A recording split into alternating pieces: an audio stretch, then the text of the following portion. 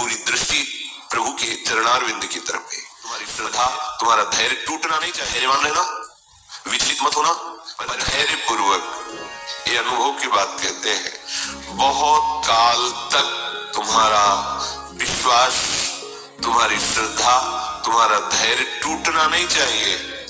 कि हमने सैकड़ों बार प्रार्थना की, इतने वर्ष से मैं जल रहा हूं लेकिन मुझे शांति नहीं हुई, मेरा विकार नष्ट नहीं हुआ। धैर्य, ये शब्द याद कर लो।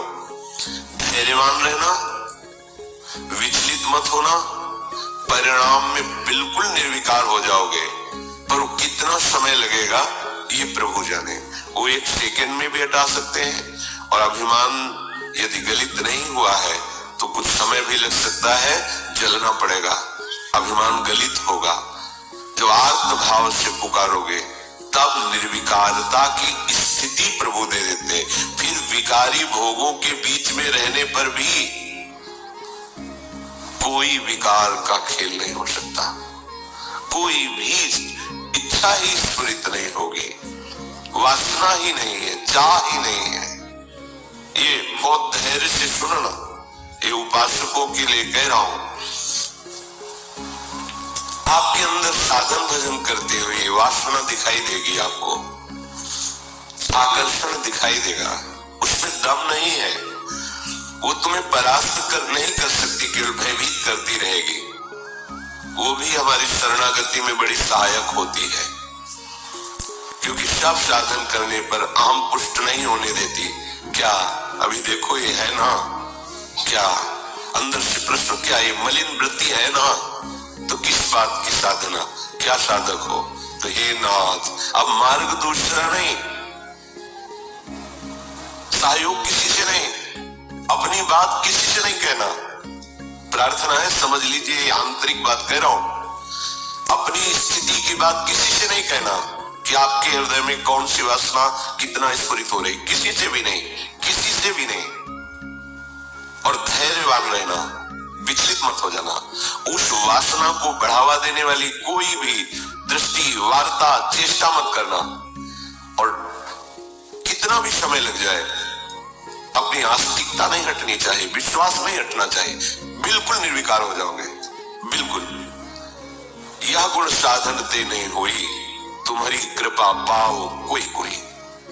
वो कृपा उसी को मिलती है जो आर्त भाव से बलहीन होकर प्रभु को पुकारता है। नाथ, मेरे बस की बात नहीं रह गई, हर उपाय करके देख लिया। सच्ची मानिए, बहुत ही विचित्र सूक्ष्म बात है। अगर समझ जाओगे तो विचलित कभी नहीं होगे। नई अवस्था साधन मार्ग में बड़ी तीव्रता, जब देखा सूक्ष्म वासना हृदय में है। सावन का महीना था, जल पीकर सावन भर रहेंगे, देखते हैं वासना कैसे रहती है। कोई फर्क नहीं पड़ा उसमें, अन्न का त्याग करते हैं।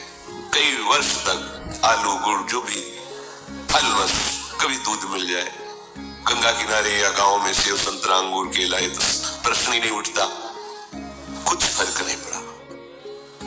वो आम पर बैठी रहती है, अहम में, उससे कोई फर्क नहीं पड़ता। बड़े बड़े सात्विक अनुष्ठान करने पर भी उस पर कोई फर्क नहीं पड़ता। तभी गोस्वामी जी भी लिख रहे हैं, हौ हार्यो कर जतन विविध विधि अतिशय प्रबल आ जाए, तुलसीदास बस होई तबही, जब प्रभु पेरक बर जाए। बिल्कुल सिद्ध बात समझ लो। गंगा जी में खड़े होकर के आर्त भाव से पुकारते, प्रभु आप देख रहे हैं एकांत सेवन, आप देख रहे हैं संयम आहार, फिर भी वासना क्यों, फिर क्यों चला रही है। कोई उत्तर नहीं मिलता। पर दूसरा मार्ग नहीं, किसी का संग नहीं, किसी से प्रश्न नहीं, पता नहीं कहीं कैसी सलाह दे दे कि हमारा विश्वास, हमारा धैर्य विचलित हो जाए। नहीं, अपनी बात प्रभु से। प्रार्थना में बहुत सामर्थ्य देखी है।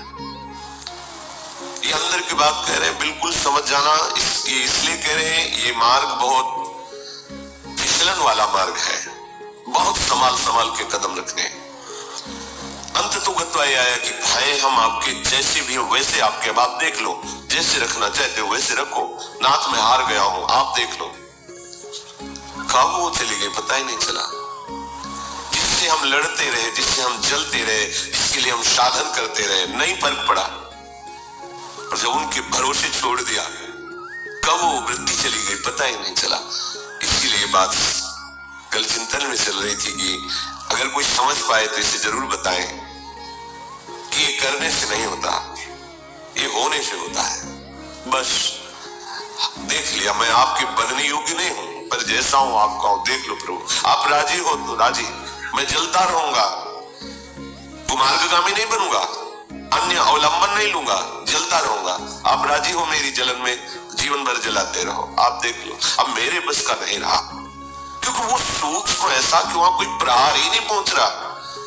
अंतःकरण की अहम के महल में सूक्ष्मता से रह रहा है। जो भी करो बहुत पुष्ट हो रहा है। केवल हटा या हटेगा या हट रहा है तो प्रभु की कृपा से। इसलिए बड़े बड़े महापुरुषों के वचनों में दैन्यता और कृपा शब्द आता है। दैन्यता को हम तुच्छा परम बधमा कृपा। इस वृंदावन से ये वृंदावन की महिमा, ये वृंदावनेश्वरी की महिमा, वृंदावनाधीश्वर की कृपा। ये अंदर से कह रहा हूं, समझ लो, एकदम समझ लो। धैर्यवान रहना, विचलित मत होना। ये न सोचना कि इतना समय हो गया अभी नष्ट नहीं हुआ, बिल्कुल नष्ट हो जाएगा, पता ही नहीं चलेगा।